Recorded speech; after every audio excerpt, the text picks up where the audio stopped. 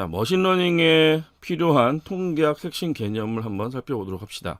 자, 그 전에 왜 통계학을 해야 되는지 중요하겠죠? 자, 우리가 머신러닝에 대한 내용을 이미 앞서 이 머신러닝 분야가 어떻게 발전해 왔는지에 대한 부분을 일부 정리를 해봤어요. 실제로 처음에 수학이 있었고요. 그리고 통계가 있었고, 그리고 머신러닝, 그러니까 컴퓨터 사이언스가 있고, 컴퓨터 과학이 있고, 그리고 머신러닝이 있습니다. 다시 말씀드리면 통계학과 머신러닝은 공통분모를 갖고 있어요. 자, 그러다 보니까 머신러닝을 이해할 때 통계적인 기초 지식을 여러분들이 가지고 계시면 조금 더 머신러닝 이해하는데 더 도움이 될 수가 있다라고 그렇게 말씀을 드릴 수가 있을 것 같습니다. 자, 그러면 통계 모델은 수학적 모델이라고 우리가 할 수 있는데, 이 말은 뭐냐면 변수들로 이루어진 어떤 수학식이 있는데 그 수학식을 계산해서 실제 값을 추정하는 방법을 얘기를 하는 거죠. 결국에는 우리가 여태까지 배웠던 수학 이론하면 참 어렵게만 느껴지긴 하겠지만, 가장 기초적인 모델, 예를 들어서 어떤 선형 하나의 이제 직선을 이제 그어 봤을 때 그 직선 위에 존재하는 각 점들, 이거 우리가 데이터라고 얘기를 하게 되면 바로 그것을 수학적 모델로 우리가 만든 것을 함수라고 얘기를 하죠. 이제 그런 어떤 함수 형태로 만들 수 있는 모델, 이것을 우리는 통계 모델이라고 얘기를 하는데요. 이 통계 모델은 기본적으로 여러의 가정들이 존재를 합니다. 이런 데이터는 어떠한 분포를 따른다라고 하는, 그래서 통계 모델을 이루는 여러 가정이라고 하는 것은 확률 분포를 따르게 돼 있어요. 자, 확률 분포하니까 좀 어렵게 생각하시겠지만 쉽게 생각해 보시면 이런 겁니다. 우리가 알고 있는 분포 중에는 정규 분포라고 하는 게 있죠. 정규 분포는 뒤에서 좀 설명드리겠지만 정규 분포의 특징을 여러분들 잘 생각해 보시면 중심이 어때요? 그렇죠? 중심의 그러니까 평균이라고 얘기합니다. 평균에 수렴하는 구조를 갖죠. 그래서 평균치들이 어때요? 가장 많은 분포를 보이고요. 그리고 양옆으로 가장 극단치로 가게 되면은 가장 적게 분포가 보이게 됩니다. 그러다 보니까 어때요? 종 형태를 보이는 것을 여러분들이 예전에 고등학교 수학이나 이런 부분들에서 배울 수가 있었어요. 그래서 만약에 요 지점이 평균이다. 보통 우리가 평균 하면은 뮤라고 하는, 뮤라고 읽습니다. 그래서 뮤라고 하는 요 지점, 이 지점의 데이터가 어때요? 제일 많겠죠. 그렇죠? 제일 많을 것이고, 그리고 양쪽 끝단으로 가게 되면 제일 적은 분포를 가질 거예요. 그럼 정규 분포는 어떻게 생겼어요? 지금 이런 종 모양의 정규 분포를 우리가 보이게 되죠. 그래서 중심 쪽에 어떻죠? 데이터의 중심 쪽에 많은 분포가 보인다. 결국에는 이 평균 값 근처에 데이터들이 많이 모여 있다라고 하는 걸 여러분들이 아실 수가 있을 거예요. 이런 것처럼 기본적으로 어떤 분포라고 하는 게 존재를 합니다. 자, 통계 모델은 모든 변수가 만족해야 되는 기본 가정으로 시작하게 되고요. 그리고 이 조건을 만족할 때만 통계적으로 어떤 그 성능이 의미를 갖게 된다라고 우리가 기본적인 개념을 밑에 깔아놓고 시작을 해야 될 필요가 있겠습니다.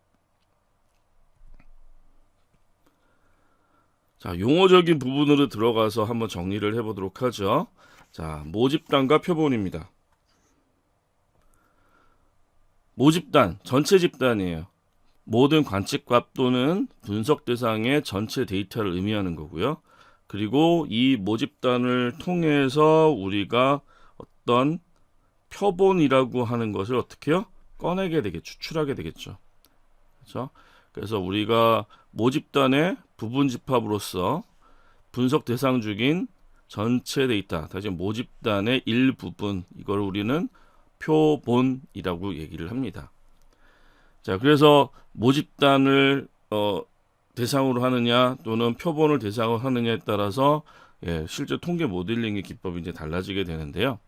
여러분들 우리가 대부분 통계 분석한다라고 하는 케이스에서는 다 뭘 써요? 표본을 쓰죠. 이 표본을 가지고 통계 분석을 하게 됩니다. 자, 그런데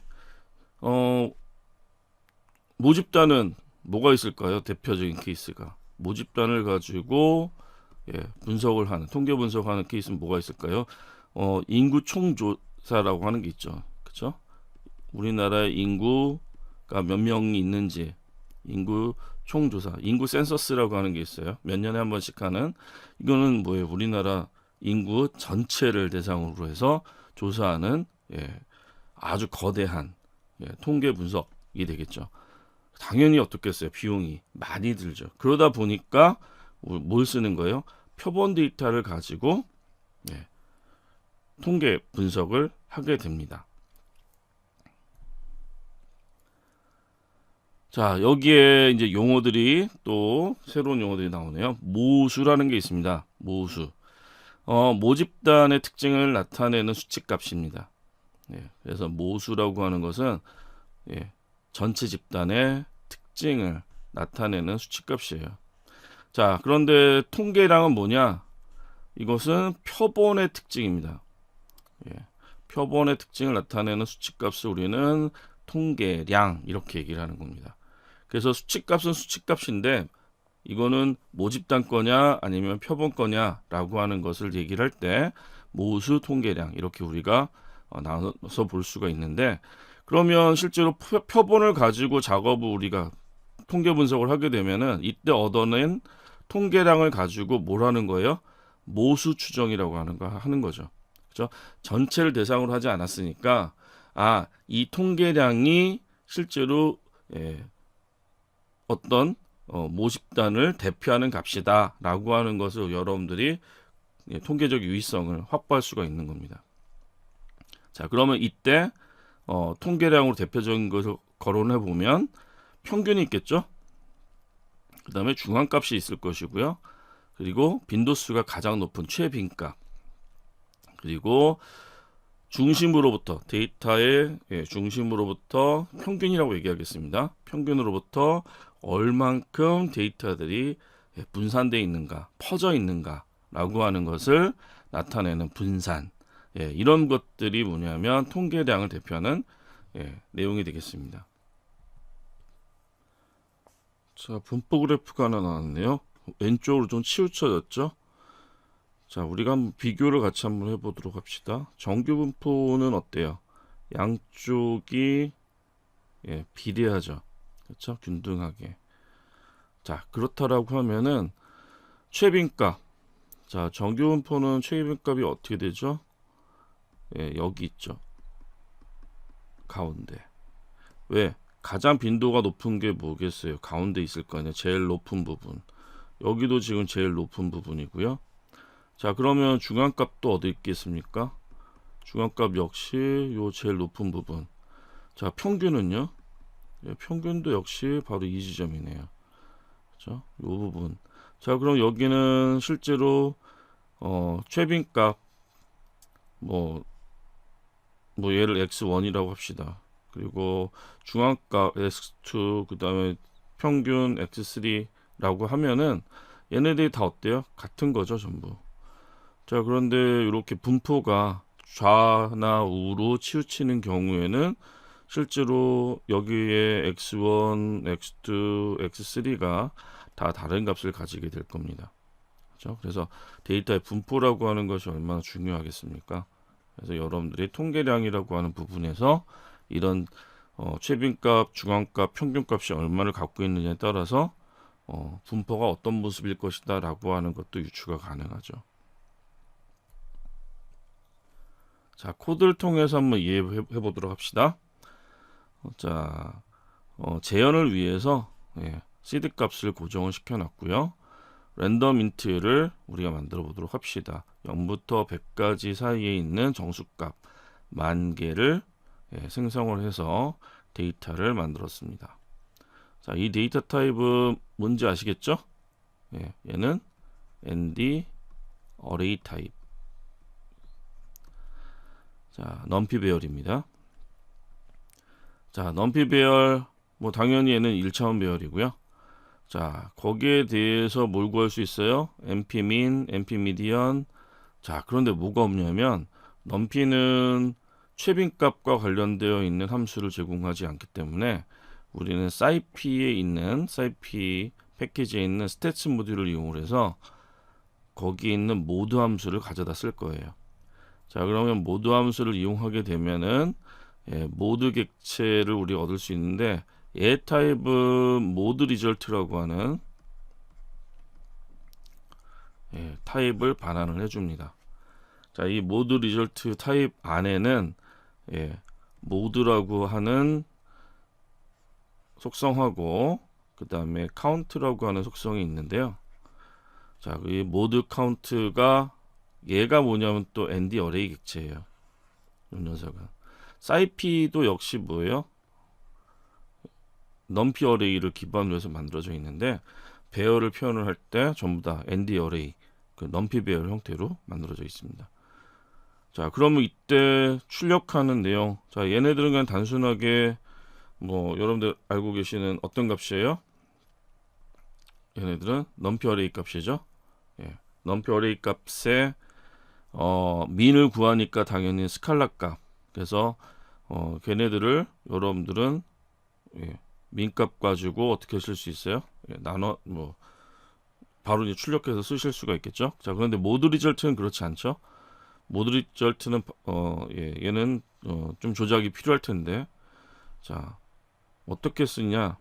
자, 방법은 여러 가지가 있는데요. 일단은 자, 모드 0, 모드 1. 자, 순서가 있는데 모드 리절트에 0 하게 되면 여기는 이제 모드에 접근을 하게 되고요. 첫 번째 원소. 그 다음에 여기는 카운트에 접근을 합니다. 자, 그리고 실제로 얘네 두 개가 뭐라 그랬어요? ND 어레이 타입이죠.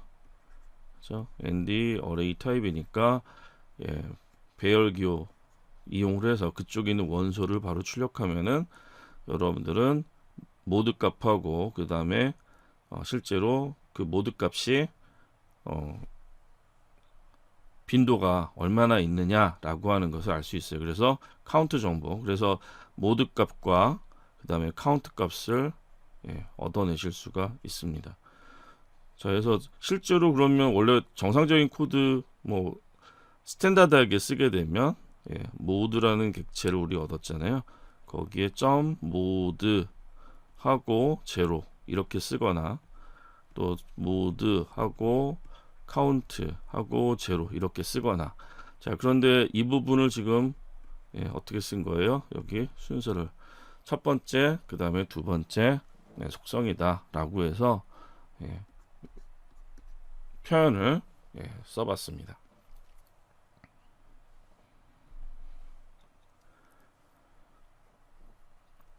자, 분산, 표준 편차, 범위, 사분위수입니다. 시각화를 하면서 아마 여러분들이 정리를 해보셨을 텐데요. 낯익은 사분위수 같은 용어도 나왔죠. 자, 일단 보겠습니다. 통계학에서 가장 중요한 것 중에 하나가 뭐냐면 별량입니다. 그럼 실제로 이제 어떤 별량들을 갖고 다양하겠죠. 근데 산포라고 하는 게 뭐예요? 데이터가 얼마나 이렇게 흩뿌려져 있느냐, 그렇죠? 분산되어 있느냐라고 하는 것을 의미하는 데이터의 별량을 의미하는 거죠. 이걸 쉽게 풀면은 데이터가 중심으로부터 얼만큼 떨어져 있냐라고 하는 겁니다. 그래서 얼마나 중심으로부터 모여있지 않고 흩어져 있는지, 분산되어 있는지. 자, 그래서 나오는 별량 측정할 때 사용하는 용어로 뭐가 나와요? 바로 분산이라는 게 나오는 거죠. 얘를 우리는 꼭 한번 기억하세요. 베리언스라고 부릅니다. 자, 그러면 여기는 분산. 그리고 얘는 거리의 거리, 뭐하고? 평균하고의 거리인데, 어, 평균과의 거리를 제곱한 값의 평균이에요. 이게 실제로 데이터들이 얼만큼 떨어져 있느냐라고 하는 것이잖아요. 자, 그 어떤 개념이냐? 자, 중심이 여기 있습니다. 그리고 A란 데이터는 여기 있고요. B란 데이터는 여기 있고, 그다음에 C란 데이터는 여기 있고, D란 데이터는 여기 있어요. 자, 그럼 이들 간에 뭐가 존재하냐면 거리가 존재하겠죠. 중심으로부터 떨어져 있는 거리. 그렇죠? 중심으로부터 얼만큼 떨어져 있느냐. 이 중심을 우리는 뭐라고 얘기를 해요? 평균. 그렇죠? 그래서 A, B, C, D가 있는데 이들은 중심으로부터 얼마만큼 떨어져 있는가. 자, 그런데 지금 보면은 뭐 벡터는 이제 방향성이 있으니까요. 평균이 있으면은 오른쪽으로 가면 이건 평균보다 뭐예요? 큰 거. 얘는 평균보다 작은 거. 그렇죠? 그러다 보니까 거리는 반드시 어떻게 해야 돼요? 거리는 플러스여야 되잖아요. 그렇죠? 자, 그런데 그러면 절대값을 쓰면 되는데 분산을 구할 때 그렇게 안 했고요. 평균하고 그렇죠? 평균하고 그리고 어떤 데이터하고의 거리를 구할 때 이걸 어떻게 했어요? 제곱을 해요. 자, 이 데이터들 우리는 x라고 합시다. 여기 나와 있는 걸 전체. 자, 그 x들의 제곱을 합하죠. 그렇죠? x들의 제곱을 합합니다. 그리고 그걸 어떻게 해요? 나눕니다. 개수로. 자, 이거 우리는 뭐라고 부르냐면 분산이라고 부릅니다. 그래서 분산은 표현을 할 때 어떻게 해요? 예. 시그마의 제곱. 예. 시그마의 제곱. 이렇게 우리가 표현을 하고요. 그 아래 나와 있는 표준 편차. 분산의 제곱근. 결국에 뭐예요? 루트 시움 값이죠. 그래서 제곱. 그러면 얘가 루트 시움 없어지잖아요. 그래서 표준 편차는 우리가 어떻게 해요? 예. 요렇게 쓰는 거죠. 시그마. 자, 그러면 시그마하고 시그마 제곱이 있습니다. 자, 그런데 분산은 실제로 여러분들이 우리 생활 속에서 보게 되면은 안 써요. 왜? 자, 지금 보시면은 여기에 우측에 아까 이제 수식을 이제 쓰면서 자, 거리를 구할 때 뭐 했죠? 제곱을 했죠. 만약에 실제로 이 거리다. 자, 평균 이거 돈이라고 합시다. 돈이면은 단위가 어떻게 돼요? 원이 되겠죠? 원. 자, 그런데 만약에 그 원하고 다른 어떤 그 금액하고의 차를 구해서 그걸 제곱을 했다라고 하면은 단위가 어떻게 되죠? 원의 제곱이 돼요. 자, 원의 제곱이라는 단위가 있나요? 없죠. 그러니까 실제 우리가 사용하는 단위가 아닌 것들이 나와요. 또 제곱을 하니까 실제로 거기에 들어가는 밸류 값이 어떻게 돼요? 정말 그 말도 안 되게 엄청나게 큰 값들이 만들어지게 되는 거죠. 그래서 실제 분산은 바로 이제 사용하기가 좀 어려운 그런 개념이죠. 그래서 뭐가 도입이 되냐면 편차, 표준 편차라고 하는 것이 그러니까 루트 씌운 거죠. 얘에 대해서. 그 루트 씌우면은 다시 뭐가 만들어져요? 요 단위도 원래 우리가 사용하던 단위로 바뀌게 되고 그리고 전체 크기도 우리가 이해할 수 있는 크기, 합리적인 크기로 작아지고 그래서 이런 표준 편차가 중요한 개념이 된 겁니다. 자, 범위가 있죠. 범위는 최대값과 최소값의 차이. 예. 레인지입니다. 레인지. 그렇죠? 예, 레인지. 이 범위는 여러분들이 바로 아래 나오죠. 지금 보시면은 IQR. 이거 인터쿼타일 레인지라고 얘기를 했었는데요. 이거는 어디서 우리가 봤었나요? 여러분들 그 박스 플롯 기억나시죠? 예.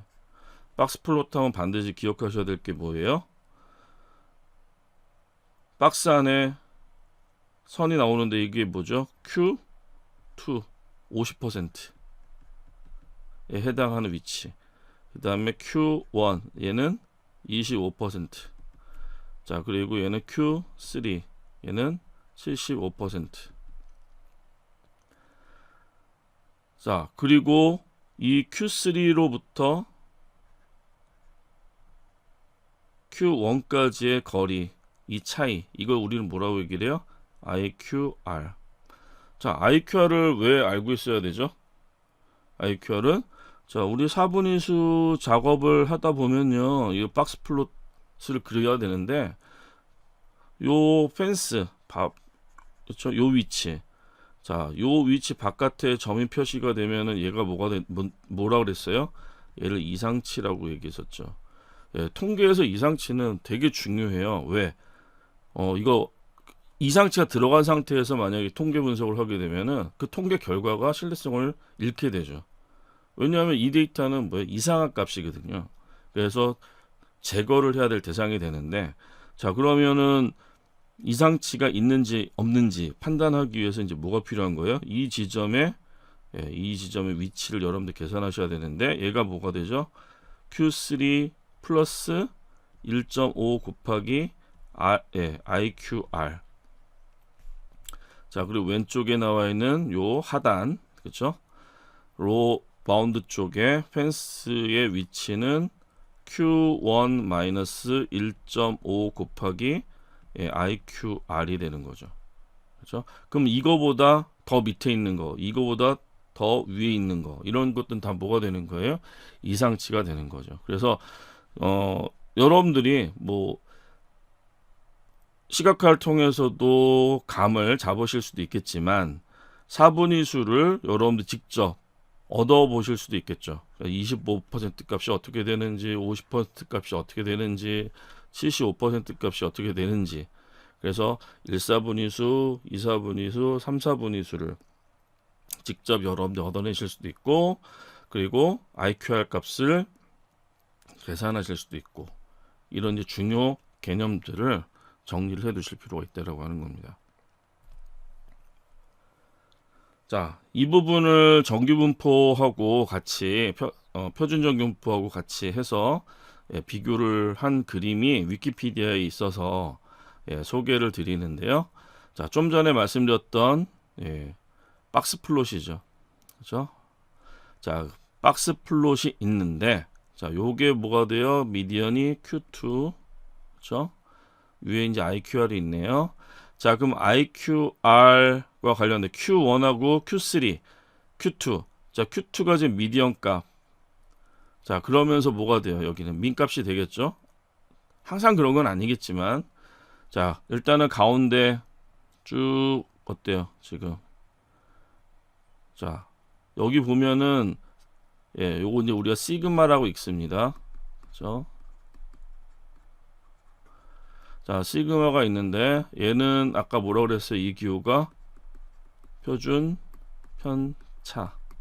실제 우리 했을 때 분산을 쓰는 게 아니라 표준 편차를 쓰잖아요. 자, 그러면은 요 거리 이걸 1표준 편차 뭐 어디로부터? 중앙값으로부터 해서 1표준 편차의 거리. 그 다음에 2표준 편차, 3표준 편차, 그 다음에 4표준 편차. 자, 그런데 여러분들이 놀라운 건 뭐냐면 우리가 보통 3표준 편차 위아래, 그래서 전체 뭐예요? 6표준 편차. 자, 요 거리가 한 어느 정도가 돼요? 99%가 넘어요. 여기가 99.67인가 뭐 잘 기억이 안 나네요. 그래서 99% 이상이 되는 내용이 요 실제로 3표준 편차 양쪽으로 떨어진 거리에 포진이 되어 있습니다. 자, 당연히 확률 밀도 함수니까 확률 밀도 함수의 밑면적은 뭐가 되는 거예요? 확률이죠. 그렇죠? 그럼 확률의 내용 결국에는 이 밑면적. 자, 그러면 여기 보시면은 원래 1표준 편차 위아래, 그렇죠? 아래로 1표준 편차, 위로 1표준 편차. 자, 요 사이에 있는 면적이 지금 몇 퍼센트라는 얘기예요? 전체 데이터의 68.27%가 이 사이에 있다라고 지금 얘기하는 거죠. 어디에? 정규분포를 따르면. 그렇죠?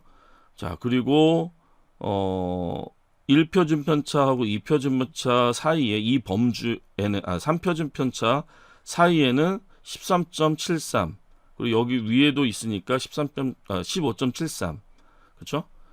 그 두 개가 예, 더해지면은 이 부분도 이제 상당 부분이 될 겁니다. 거의 30%를 넘는. 자, 그러면은 실제 우리가 Q1하고 Q3는 어떻게 되느냐? 예, 이거 정규분포하고 비교를 해보면요. 예, 너무 당연한 얘기가 나오는데, 자, Q1 뭐예요? 25% 위치. Q3 얘는 뭐예요? 75% 위치. 그럼 이 사이에 차이는 얼마예요? 50%잖아요. Q1, Q3 이 박스 안에 있는 데이터가 전체 몇 퍼센트를 차지한다는 얘기예요? 50%라는 얘기입니다. 그래서 이만큼. 자, 이것이 실제로 그럼 뭐보다는 좀 작아요? 1표준 편차보다는 작은 위치입니다. 요게. 그래서 정규 분포하고 비교를 했을 때 어느 만큼 얘네들이 분포가 되어 있는지를 나타내는 비교 그림이 되겠습니다. 자, 그럼 분산과 표준 편차, 범위, 그리고 4분의 수, IQR 이것을 파이썬의 라이브러리를 이용을 해서 구하는 방법을 한번 보도록 하겠습니다. 자, 먼저 스태티스틱스 모듈에는요, 베리언스라고 하는 그리고 스탠다드 디베이션, 우리가 표준 편차라고 얘기하죠. 표준 편차 해서 스탠다드 디비에이션이라고 하는 디바이언스라고도 하고요. 그래서 표준 편차를 구하는 그리고 분산을 구하는 함수를 제공을 해줍니다. 자, 한번 보도록 합시다. 랜덤하게 값을 만들어 보도록 하죠. 0부터 100까지 20개의 데이터를 만들었고요. 자, 그럼 이 20개의 데이터에 대한 뭘 구해요? 분산과 표준 편차를 구합니다. 그러면 쉽게 베리언스, 스탠다드 디비 이렇게 쓰시면 되겠죠. 자, 그리고 필요한 게 있을 거예요. 자, 범위죠.